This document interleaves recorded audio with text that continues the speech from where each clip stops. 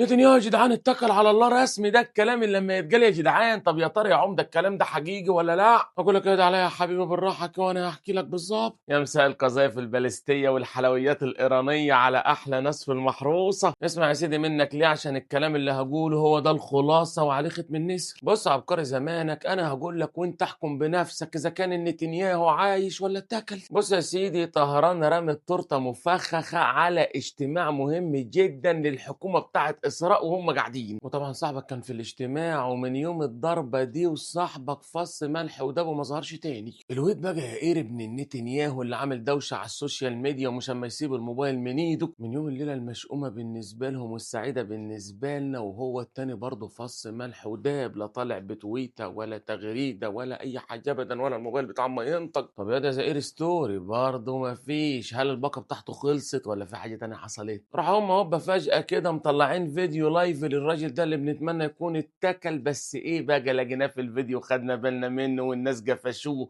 قال لك الفيديو ده في حاجه غريبه، الواد نتنياهو طالع فيه صباع زياده 6 مش 5. فالجماعه بقى الخبراء اول ما شافوا ان نتنياهو عنده صباع سادس قال لك يا اخويا ايه الاي اي اللي معمول في البيت ده، شغل بلدي قوي. البيت طالع بصباع سادس في الفيديو، ربنا يزيده ويبارك. ده ايه الاعاقه الرقميه دي؟ حاجه برضو اخيره تاني هي اللي مشككه الناس، ان الاجتماع الاخير بتاع الحكومه بتاعتهم ما حضروش نتنياهو، ودي اول مره تحصل في التاريخ. هل بقى عنده طهور ابن اخته وعنده اسبوع ابن خالته وعنده اي مناسبه ما نعرفش، بس دي حاجه عمرها ما حصلت. فناس كتيره بقى بدات تقول لك ان البيبي اتضرب على حياته السفون. راح طلع على طول الحرس الثوري بتاع ايران وقال لك احنا اما نوعدكم ان احنا هنفضل نلاحقه ونلاحقه ونلاحقه، ولو طلع عايش احنا برضه وراه. التحليلات بقى الصحفيه والخبراء ووكالات الانباء العالميه قالوا لك ده اعتراف ان الضربه بتاعت طهران جت في السليم. ولكن يا جماعه انا مش عايز احبطكم، بس انا عن نفسي اعتقد ان لو ده حصل كانت طهران طلعت زيطت وكانت بيجت زفه بلدي في العالم كله. طب لو انا عشمتكم وفي الاخر زعلتكم، خدوا بقى الخبر اللي يفرح ده. واحد بقى عضو في الكنيسة عندهم اسمه فليديمير بلياك تقريبا كده، ميرو نجح عليه البيضة بقى، راح منزل تويته وقال لك احنا خسرنا 2000 جندي وظابط في المعمعة لما تحصل دي. ده واحد في الكنيسة لما يقول الكلام ده،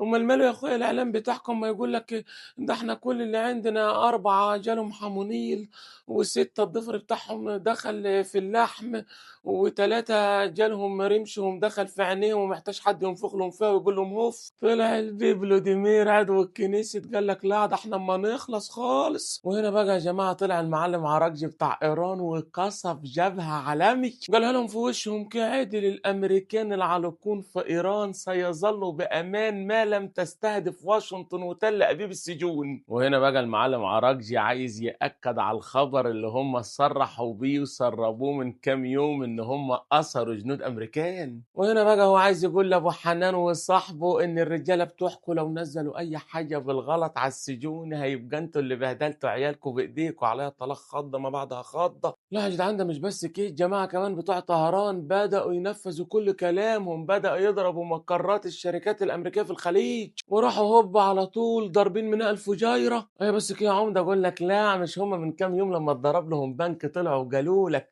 كل البنوك اللي في المنطقة خلاص يا جدعان بقت أهداف لينا. طلعوا يا بقى النهاردة وراحوا ضاربين سيتي بنك الأمريكي في الإمارات. الحرس الثوري الإيراني بقى طلع وقال لك حاجة خطيرة، قال لك يا جماعة أبو حنان عمل مسيرات شبه شاهد بتاعتنا بالظبط. ابو حنان بقى يا جدعان هبت منه وراح داخل في الكوره وقال لك منتخب ايران ما ينفعش يشارك في كاس العالم. ايوه ليه يعني يا ابو حنان، هو عشان الكوره بتاعتكم والكاس هيتلعب عندكم يبقى انتوا بمزاجكم؟ قال لك لا عشان لو شاركوا هيبقى في خطر على الفريق بتاعهم. لا ده كعب جوي، ده انت كان ما تهدد فرقه كوره. راح يا جماعه بقى في طهران اللي مش اما يسيبوا جبهه غير لما يكسفوها ردوا عليهم على طول، قالوا لهم ايه بقى؟ قالوا له لا يا ابو حنان، ومش معنى ان كاس العالم اما يتلعب عندكم يبقوا بمزاجكم، الفيفا يا بيه اللي متحكمه، والفيفا دي مش شقه خالك.